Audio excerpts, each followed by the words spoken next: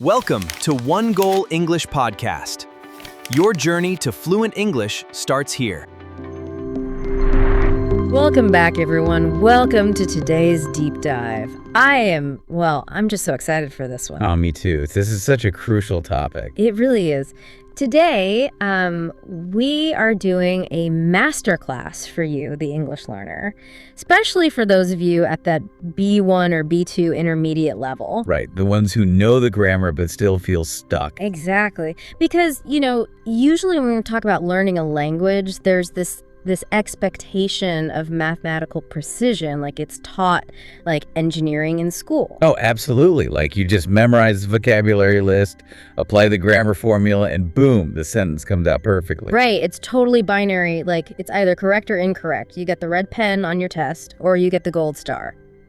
And I mean, it makes sense why we cling to that. Mm-hmm. It's comforting, right? We like things to be measurable. If you memorize 1,000 words, you feel this quantifiable sense of progress. But then, and this is where it all falls apart, then you step into the real world. You step into a noisy coffee shop or a networking event or a lagging Zoom call. The Zoom lag is the worst. Right. And suddenly that neat little math equation completely breaks down.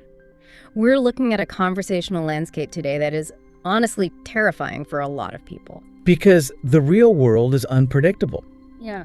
Humans don't speak in textbook formulas. I mean, we interrupt each other, we use slang, we change topics. Constantly. Yeah, we change topics abruptly. So our mission today on One Goal English is to step out of that rigid textbook world and into the real world. Yes.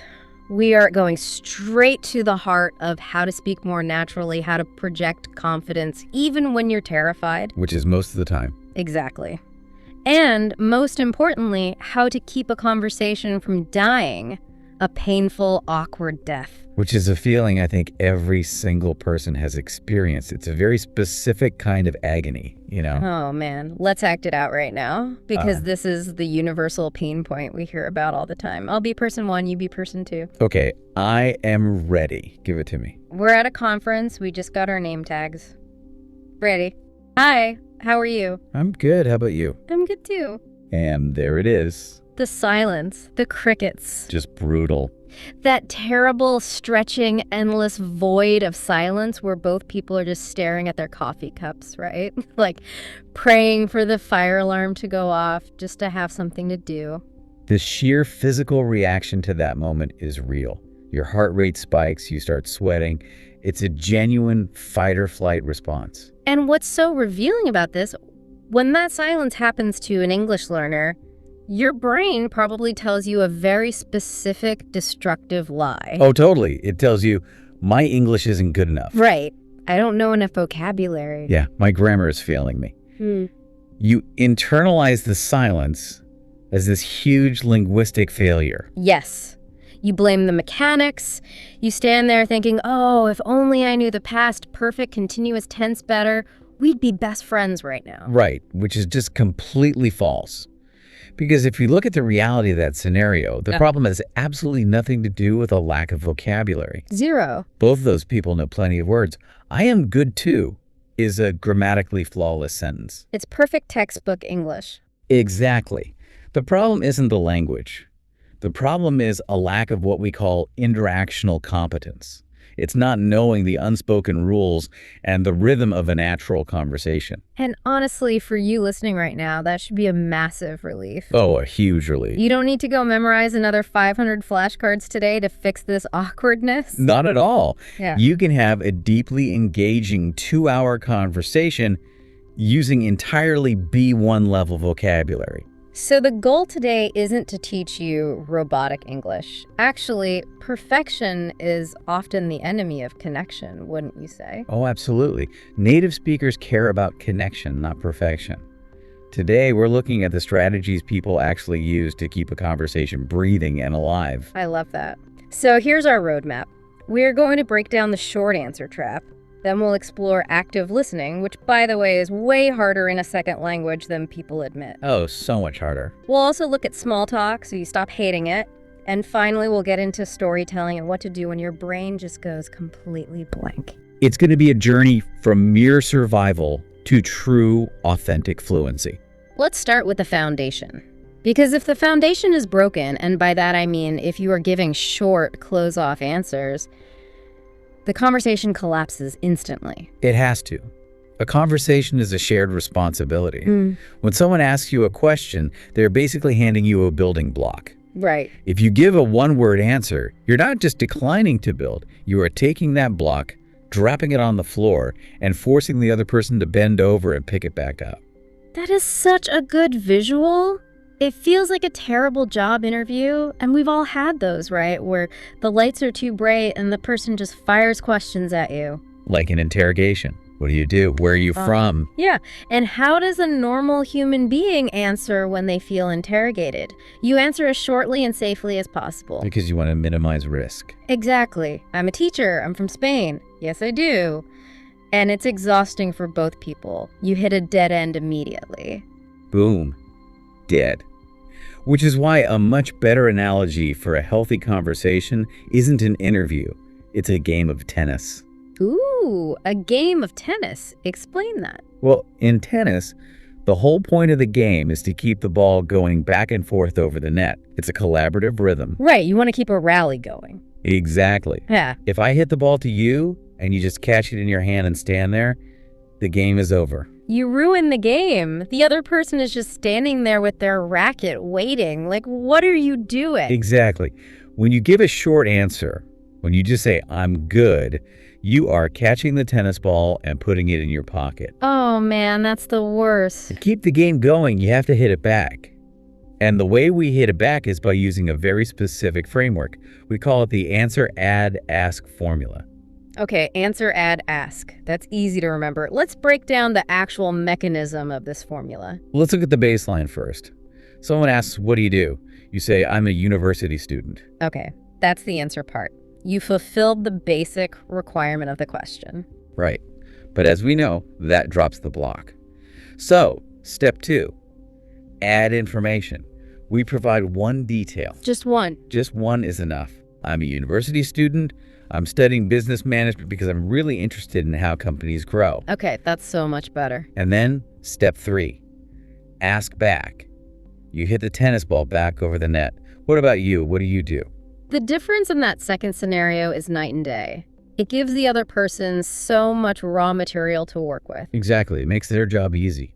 And here's where I have to push back on behalf of our listeners, because I know what someone in a corporate meeting is thinking right now. What are they thinking? They're thinking, okay, adding extra information sounds great at a coffee shop, but I'm in a boardroom with native speakers. If I start adding extra sentences, I'm going to get tangled up in my grammar, use the wrong preposition, and they'll think I'm unprofessional. That is a deeply valid fear. It's called language anxiety. But the reality of how native speakers actually perceive grammatical errors completely contradicts this fear. Really, native speakers don't judge the grammar. Well, they care vastly more about the social flow than the syntax. If a non-native speaker uses perfect grammar but gives short, abrupt answers, their colleagues often view them as cold or uncooperative. Wow. So their perfect grammar actually hurts their reputation because they seem closed off. Yes. Conversely, the speakers who make frequent grammar mistakes, maybe dropping an as or using the wrong tense, but who use the answer, add, ask formula, are consistently rated as friendly, competent, and great team players. That is huge. A simple question with a small grammar mistake is infinitely better than silence. Native speakers literally filter out the grammar mistakes if the social rhythm is intact. They stop hearing the errors. That shifts the entire goalpost from I must be grammatically flawless to I must be socially engaging. So let's get practical. How do we add information without overcomplicating our sentences? You don't need complex structures. You can use 4 incredibly easy categories of details. The first is time. Time. So situating the fact in a timeline. Exactly. Just use simple phrases like last year, recently, on weekends, these days. Oh, I see. So instead of just saying, I started learning English, which is a flat fact, you say, I started learning English recently. Instantly, there is more texture to the answer. It invites the other person to ask, oh, what made you start recently? Or like, I like to play golf on weekends. You're giving them a picture of your life rhythm. What's the second category? Reasons. This is where we provide the why behind the what. We just use basic words like because, since, or that's why. So if someone asks if you like your job, don't just say yes. Right. Say, yes, I really enjoy it because my team is incredibly supportive. I love the psychological effect of that. It shifts the conversation from your actions to your internal motivations. It tells me who you are. What's the third category? Examples. Phrases like, for example, especially, or such as. Give me an example of an example. Sure. If someone asks what you like to do, don't give a broad answer like, I enjoy outdoor activities. That gives the listener nothing specific. It's too vague. Instead, say, I enjoy outdoor activities, especially hiking and cycling. Now they have two tangible topics to latch onto. You're handing them conversation starters on a silver platter. And the fourth category. Feelings. From a connection standpoint, this is the strongest one. Use phrases like, I think, I feel, I prefer. I prefer studying in the morning because I feel much more focused. So, time, reasons, examples, and feelings. If I just stick one of those onto my basic answer, I've successfully added information without needing advanced grammar. Exactly. You're just giving the tennis ball a little bit of spin so they can hit it back easily. All right, I want to bring the listener into this right now. Yes, you listening right now on your commute or doing the dishes or whatever you're doing. Time for a speaking challenge. Exactly. I want you to actively participate. I'm going to ask you a very common question, and I want you to answer out loud. Use the formula, answer, add information, and ask back. Don't overthink the grammar. Focus on the flow. Here we go. Where are you from? Okay, think about what you just said out loud. Did you just say the name of your country and stop? Or do you keep the game going? If you use the formula, it might have sounded like, I'm from Spain. I grew up in a small city near Valencia, and I love my hometown because it has beautiful beaches. Have you ever visited Spain? Notice the difference. It isn't just geographical data, it's an invitation. And the intonation matters there too, right? At the end, your voice naturally goes up. Yes, the upward inflection signals to the other person, my turn is over, and I am formally handing the floor to you. Which brings up a really interesting dilemma. You've hit the ball over the net, now the other person starts talking. What is happening in the English learner's brain at that exact moment? Oh, it's chaos. It's a phenomenon called dual task interference. Dual task interference? That sounds exhausting. It is.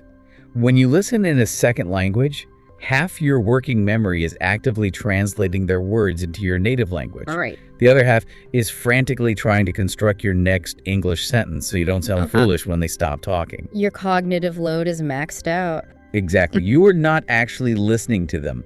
You are just waiting for your turn to perform. I catch myself doing this all the time. I'm staring at their mouth, nodding, but inside my head, I'm rehearsing. Don't forget to use the past tense. Don't forget the past tense. And I completely miss what they're saying. It is the most common trap for intermediate learners. You are so focused on your own performance that you stop paying attention to the human being in front of you. So how do we fix it? How do highly effective conversationalists do it? They use a strategy we call the interesting detail technique. It requires a fundamental shift in your mindset. Okay, what's the shift? When the other person is talking, you must force yourself to stop planning your response. Stop planning completely? That sounds scary. It is, but you have to trust that your English is good enough to react in the moment. Instead, you listen like a detective, scanning their sentence for one single interesting detail. Just one detail. Yes. You don't need to understand every single word. When you find one detail, you grab it, and your next turn is simply asking a question about that specific thing. Give me a scenario. Let's say I just met someone at an industry conference. I ask what they've been up to. They reply, well, I actually moved to Germany 2 years ago and completely transitioned into a new career in tech.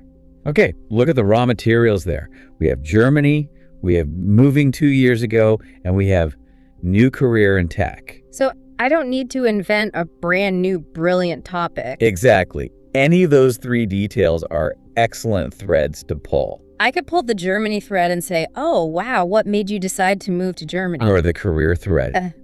Tech is such a fast-paced industry. What kind of role did you transition into? That is brilliant because it saves me from inventing a topic and it proves I'm actually listening to them.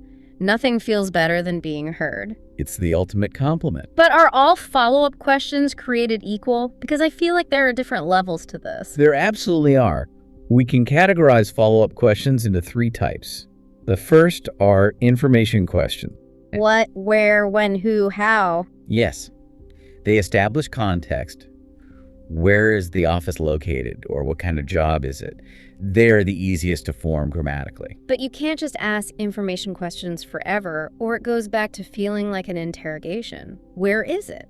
What time do you start? Who is your boss? It gets super weird. Right, you sound like a police officer. So you elevate the conversation using the second type, opinion questions. Yeah, asking what someone thinks or feels. And human psychology dictates that people absolutely love sharing their opinion. Oh, definitely. Everyone is the star of their own movie. So if someone says, I've been working from home for a year, an opinion question would be, what do you like most about working from home? I love how that shifts the power dynamic. It shows respect. You're saying, I value your perspective. Which paves the way for the deepest level. Experience questions. These ask about someone's personal journey or memories. Okay, give me an example of an experience question. If someone says, I traveled to Japan last year, an experience question would be, what was the most surprising part of the culture for you?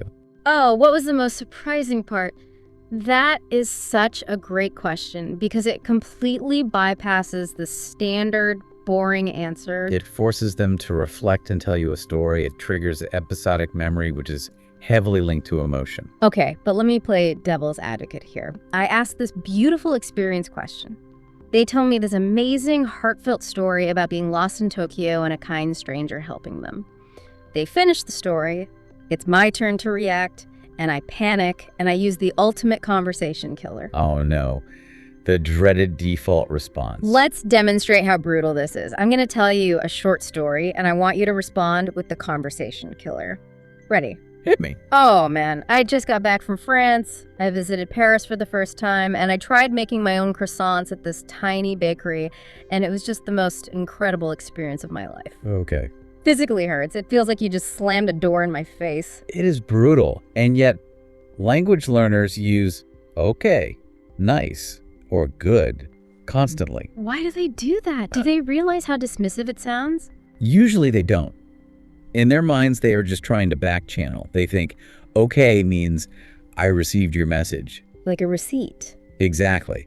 But pragmatically, okay signals topic termination. It sounds like you're saying, I do not care about your croissants. Please stop talking.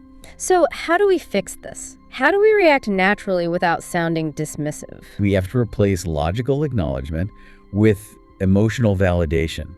There are 3 categories of natural reactions. The first is surprise. Like, no way, or really? Yes, that's amazing. You're kidding. If someone tells you they just ran a marathon, you don't say, okay. Yeah. You match their energy. Really, that's incredible. Matching the energy is key. If they are excited, you have to raise your pitch. What's the second type? Agreement.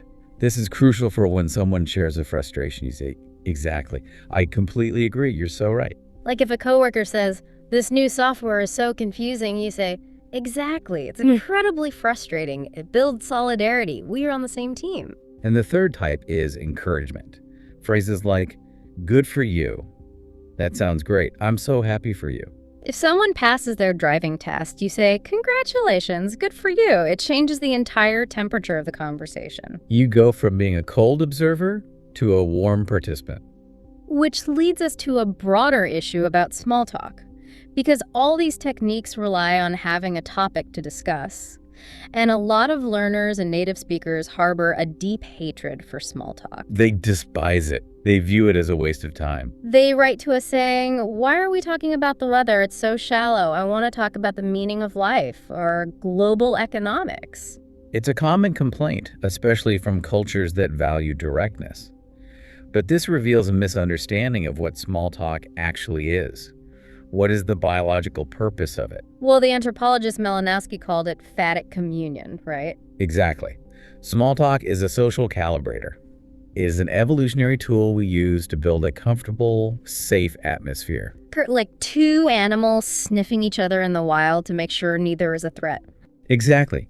When I ask you about your weekend, I'm not interrogating your schedule.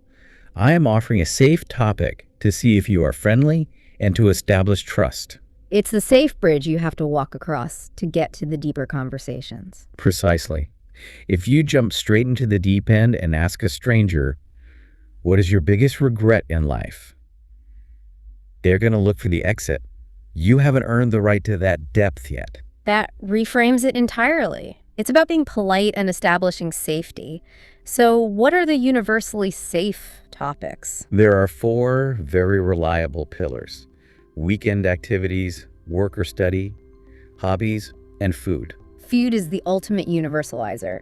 Everyone eats. And almost everyone has a strong opinion on what they like to eat, but those opinions are rarely offensive. It usually brings up positive, nostalgic emotions. So we're talking about food, we're building the bridge, but eventually the pizza conversation runs out of steam. We've exhausted the topic. Now what? How do we change the topic without that clunky silence where you just randomly blurt out, "So, do you like sports?" This is where transition phrases come in. They're essentially verbal turn signals. Turn signals like on a car. Right. You don't just suddenly yank the steering wheel into a new lane, you put your blinker on. Transition phrases warn the listener's brain that the topic is about to shift, so it doesn't feel jarring. What are the most effective turn signals? The first is, by the way. You use this to introduce a completely new but relevant topic. You finish talking about pizza, the topic is dying, and you say, by the way, are you planning to attend the marketing meeting tomorrow? It feels incredibly casual, like the thought just naturally popped into your head. The second phrase is, speaking of. You use this when the new topic has a direct logical connection to the old topic. So if we were just talking about Italian food, You'd say, speaking of Italian food, have you ever actually visited Italy? You seamlessly pivot from food to travel. that is smooth. What's another one? That reminds me, this is wonderful for when a thought actually does trigger a memory. If they say they started running, you say, that reminds me, I wanted to ask you about that new gym you mentioned. I love that one because it flatters the other person. It shows active listening. And what about when you want to contradict something gently? You use actually. It's No. great for adding surprising information. I know a lot of people love summer. Actually, I prefer the winter because I love skiing. By the way, speaking of, that reminds me, and actually, like cheat codes for conversation, but what happens when you hit a serious roadblock? Because real life isn't perfectly scripted. There are 3 specific survival scenarios that terrify learners. The first major roadblock is how to disagree politely. This is deeply cultural, right? Very. In some cultures, blunt disagreement is a sign of honesty. But in English-speaking cultures, a blunt "you're wrong" or "I disagree" can feel extremely aggressive. It makes people feel attacked. If I say, I think remote work is terrible, and you say, you're wrong, the conversation turns into an argument. Right, so we have to soften the language. Instead of attacking the idea directly, frame it as a difference in perspective. You can say, I understand your point, but I see it a little differently. I see it a little differently. That is brilliant. It acknowledges their view, but firmly holds your own ground. Or offer an alternative angle. That's an interesting perspective. I think another way to look at it is, It's verbal aikido, just gently redirecting their energy. Okay, the second roadblock. What about simply not understanding? They use heavy slang and you are completely lost. the overwhelming temptation is to just nod, smile, and pretend you understand to save face. We've all done the nod and smile. But it is a dangerous trap. Eventually, they will ask you a question based on what you didn't understand, and your cover is completely blown. The awkwardness multiplies. I want to empower everyone listening. Never pretend you understand if you don't. Asking for clarification is a sign of confidence, not weakness. But how do we do it without feeling like we're saying, I'm bad at English? You use phrases that put the responsibility on the communication itself. You say, could you explain that a little more? Or sorry, what do you mean by that? Or I didn't quite catch that last part. It shows you care enough to get it right. People respect that. Okay, the third roadblock. The big one. The dreaded brain blank. The deer in the headlights moment where every English word evaporates from your mind. This is a fascinating neurological event. Your amygdala, the fear center, literally hijacks your prefrontal cortex, which is where you access vocabulary. The bridge burns down. Exactly. And this happens to native speakers too. So what is the antidote? The secret is not to panic, which only creates more stress. You just need to buy your brain 3 to 5 seconds to calm down. You do this by using thinking phrases. You mean like filler words, Yes, but elevated phrases. Instead of just saying for 5 seconds, you say, that's a really interesting question, or let me think about that for a second. Let me think about that for a second. It's so simple. It signals, I am formulating a thoughtful response, please wait. It makes you sound intelligent rather than confused. It gives you control over the pacing. All right, we are moving into the most advanced level of this masterclass. We've covered the foundation, small talk, listening, but to truly build deep professional relationships or even fall in love in English, you have to move from facts to feelings. You have to understand storytelling. The neuroscience here is amazing. When we hear a dry list of facts, only the language processing parts of our brain light up. We are just decoding data. But when we hear a narrative, a story with a beginning, middle, and end, the sensory and emotional parts of the listener's brain light up in the exact same patterns as the speaker's brain. The brains literally sync up. So if you want to be memorable, you must learn the mini story technique. Exactly. And it doesn't need to be an epic novel. It's a simple 3-part structure: beginning, middle, and end. Give me a concrete example. Let's say I ask, have you ever learned something really difficult? A factual answer would be, yes, I learned English. It was hard, but I practice every day. Grammatically fine, but not memorable. Right. Now let's restructure that using the mini story. Okay, let's hear it. Beginning. Yes, I remember when I first moved to London and started learning English. I was absolutely terrified of speaking because I was afraid of looking foolish. Okay, setting the scene. Middle. Oh. But then I decided I couldn't live in fear. So I forced myself to order coffee and talk with other learners, even when my hands were shaking. Oh, wow, the conflict. Ending. Over time, my confidence grew, and now looking back, I actually feel incredibly proud when I am able to communicate clearly. The difference is staggering. It's the exact same core information, but wrapped in a narrative arc. I feel your fear, I see your struggle, and I celebrate your pride. And notice the pragmatic markers. I remember when. That signals to the listener's brain to start visualizing a scene. You could also use one time or a few years ago. But you mentioned something critical in that ending. You talked about feeling proud. You explicitly added emotion. Emotion is the glue. Connecting requires explicitly stating feeling words. What are some of the heavy hitters learners should use? Move beyond just good or happy. Use words like excited, proud, curious, disappointed, nervous, inspired, overwhelmed. Attach one of those to an event and you elevate the conversation instantly. But here is a massive pitfall I see all the time. The translation trap. Let's say I am telling this emotional story, I'm getting to the climax, and I want to say I was exhausted. But my brain freezes. I know the word in my native language perfectly, but the English word is gone. So many learners completely stop talking in this moment. They freeze, stare at ceiling, go, and the spell of the story dies because they're hunting for a dictionary word. It's a tragedy. So what do the successful learners do? They use a technique called circumlocution. The golden rule is do not translate perfectly. Explain the idea. Describe around the word you lost. Yes. If you forget exhausted, do not stop your story. Just say, I was very, very tired after work. If you forget fascinating, say, it was really, really interesting. The listener does not have your native language script in their head. They don't know you wanted to say exhausted. Keep the momentum going at all costs. Momentum over perfection, always. Now, before we move to the role plays, what about digital communication? Texts, WhatsApp, Slack. Do these rules still apply when we are typing? They apply, but they must be exaggerated.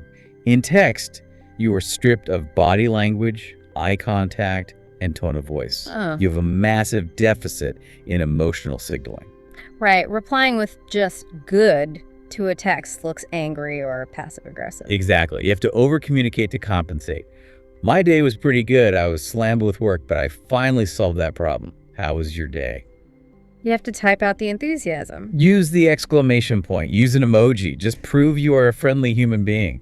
All right, we have analyzed the science and the formulas. But speaking is a physical skill. You eventually have to get on the bicycle. It is time to actively apply everything. We are going to do some role-play breakdowns. You and I are going to perform brief dialogues, and we'll stop the tape like sports commentators to analyze the techniques. Let's start with scenario A. Meeting someone new at a social event? I'll be Anna, you be Kenji. Let's do it. Hi, I'm Anna. I don't think we've officially met before. Oh, hey, I'm Kenji. Nice to meet you. Nice to meet you too. Are you based here in the city? Yeah, actually, I just moved here a couple months ago because of my job. Okay, let's stop the tape right there. Look at what Kenji just did. He didn't just give a flat yes. He used the formula. Answer, yeah. Add info. I just moved here a couple months ago because of my job. He gave Anna multiple details to grab onto. He made her job easy. Let's keep going. Oh, that's interesting. Where did you move from? I moved from Tokyo, so, it's been a pretty big change, but I'm really enjoying the slower pace here so far. Stop again. What did Kenji do? He added emotion and contrast. It was a big change, but I'm enjoying the slower pace. And notice the filler words. So, That isn't bad English. That is natural pacing.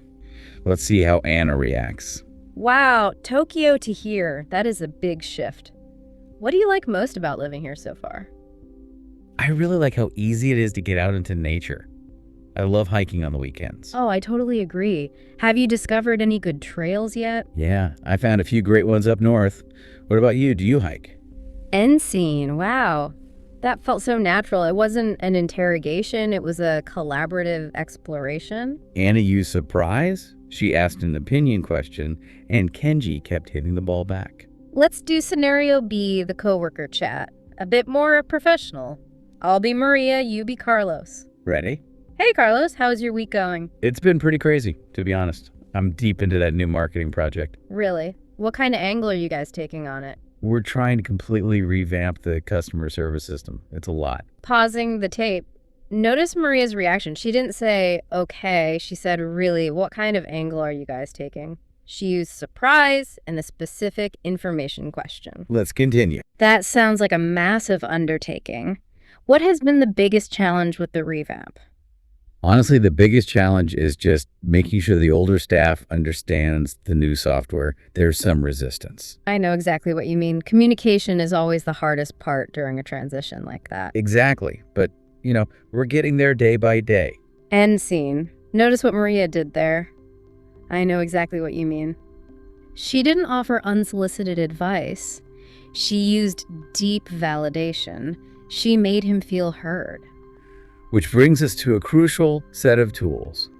If you want to sound incredibly natural and empathetic, you need these advanced reactions. Give us the high-level phrases. The first is, that makes total sense. You use this when you understand the logic behind someone's action. I decided to quit my job because I was burning out. Response. That makes total sense. It's so validating. It says, your reaction is justified, and I see it. The second is, I know exactly what you mean. This is for shared frustrations. Trying to speak English in a loud room just feels impossible. Response. I know exactly what you mean. It's exhausting. It creates instant solidarity.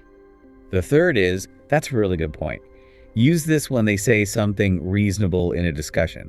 I think hands-on practice is more important than memorizing grammar. Response.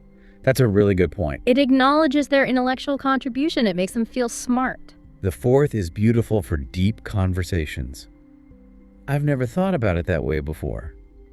You use this when someone gives you a totally new perspective. If someone says, I think failure is actually just data collection, and you reply, wow, I've never thought about it that way before, that makes the speaker feel like a philosopher. And finally, the most versatile phrase. It depends. Use this when the answer changes based on context. Is remote work better than office work? Response: it depends. It works well for focused tasks, but it's hard for brainstorming. It depends is the gateway to a nuanced conversation. It demonstrates high-level critical thinking. Okay, we have covered an immense amount of ground today. It is time for the ultimate speaking challenge. This is your homework, listeners. Take everything we've analyzed and put it into your physical muscle memory. I want you to choose one topic right now, a hobby, a travel experience, or a career goal.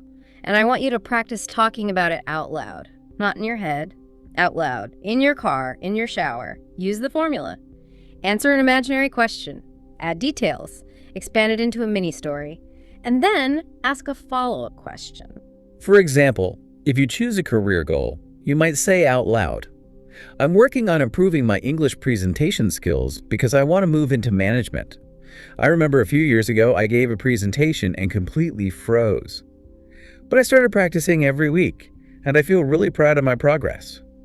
What is a professional goal you are focused on right now? Speak it aloud. Train your mouth to make the physical sounds. Which brings us to the end of our session. Let's summarize the core philosophy. The overarching theme is that human connection relies on momentum. Avoid short answers. Overcome your cognitive load by listening for one interesting detail. Understand that small talk is the necessary bridge to trust. Share your own mini stories and react naturally with validating phrases. And most importantly, do not demand perfect grammar from yourself. Momentum, empathy, and connection are vastly more important to native speakers than perfect syntax.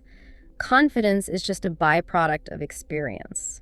The greatest conversationalists aren't the ones who use the most complex vocabulary. The people everyone wants to talk to are the ones who are curious, who listen deeply, and who make the other person feel valued. Maya Angelou said it best. People will forget what you said, they will forget what you did, but they will never forget how you made them feel. Your grammar will be forgotten, your warmth will be remembered. Which leaves us with a final, provocative thought. How might your very next interaction in English change if you completely stopped worrying about your own performance and put 100% of your focus on being fiercely, genuinely curious about the other person?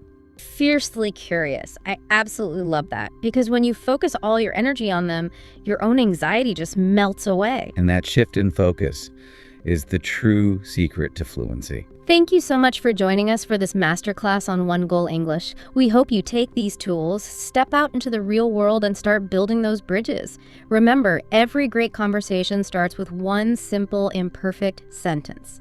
Keep listening, keep practicing, keep speaking. One goal: fluent English.